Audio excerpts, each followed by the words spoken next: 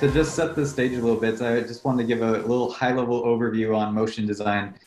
We might see a range of, expertise and experience in this category, but I'm super excited about today's subject. Motion design is something that's super fun, so it's a great topic for us today. So just a quick overview on what's classified as motion design. So that's a subset of graphic design, and it uses a lot of the same principles as graphic design, but also including an animation or video production context to it.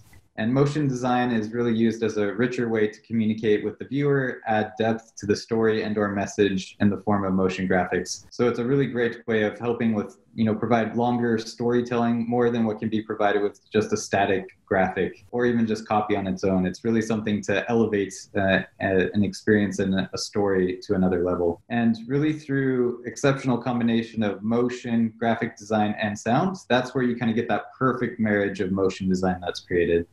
And there's a couple of different ways that it's used. So motion design can take a variety of forms. It could be entirely animated, as Amrita mentioned. Others incorporate video footage, maybe a combination of both. And the latter might include like animation overlay, data visualizations, icons, illustrations, explanatory text to complement and enhance the audience's understanding of the content. So example is like this Apple one here, where you can kind of see a combination of both graphics and live action video, where some of these other ones are full 3D, others are 2D animation. So there's quite a different a range of ways to implement on motion design. And how it's really used is there's a couple of different core ways that it can be leveraged for brands. Explainer motion graphics seek to educate on a product, process, or a concept. And emotive motion graphics, those are the ones that aim to inspire a particular emotional response in audiences. So you'll often see that with like TV commercials and stuff where they're just looking to make a connection, whereas maybe some short form animations are just geared towards like educating on a particular process or a product. So promotional motion graphics are used to really raise awareness about a service or a product or initiative. Really what you see with like more brand launches, whereas emotive motion graphics might be used more on like social platforms where it's just looking to kind of have general brand awareness and make an emotional connection with the viewers. Hey, Ben, can I just ask a quick question? Sure. On TV, on like traditional cable, which most of us have become cord cutters. I'm sure no one really watches cable, but like, why do we not see these types of graphics on that as often? It tends to be a bit more live action. Any thoughts on that? Yeah, I think it's also, you have to kind of make the content for the platform. So TV, you're already watching live action video.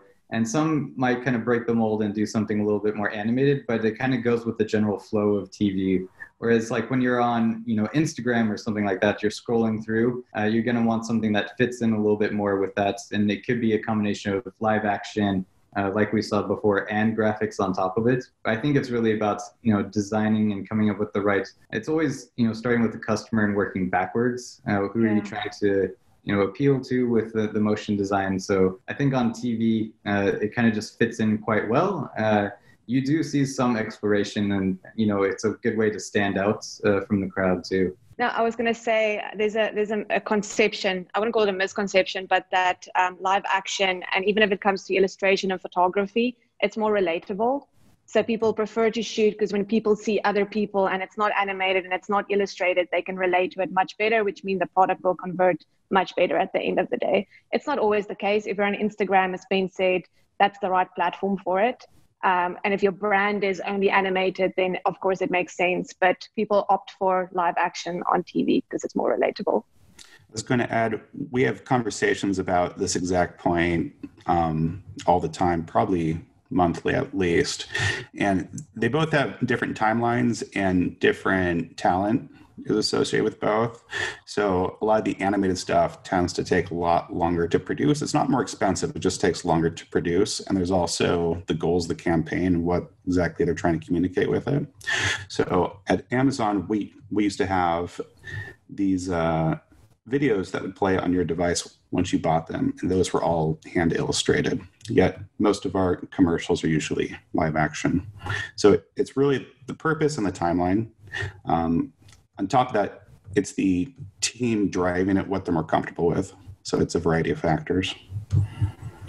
Yeah, those are excellent points. I guess it also kind of needs to make sure it ties into your brand as well. So if you're relying heavily on illustration, it makes sense to stay there rather than going with a complete departure into live action. But I think that's, just motion at a high level, it's very attention grabbing. We're wired to really notice anything that moves. So when it's paired with like great writing, storytelling, and visuals, motion design can lead to a lot higher performance. It's a lot more noticeable. And motion content also receives technical boosts and algorithms for social media feeds and search engines. So there's good benefits to advertising with motion as well. Video can increase the amount of time spent on a page dramatically as well. If it's an engaging motion experience on your site, it could just help them stay on the site and really explore further. And also a huge note is most consumers, the large majority of consumers find videos helpful when shopping as well.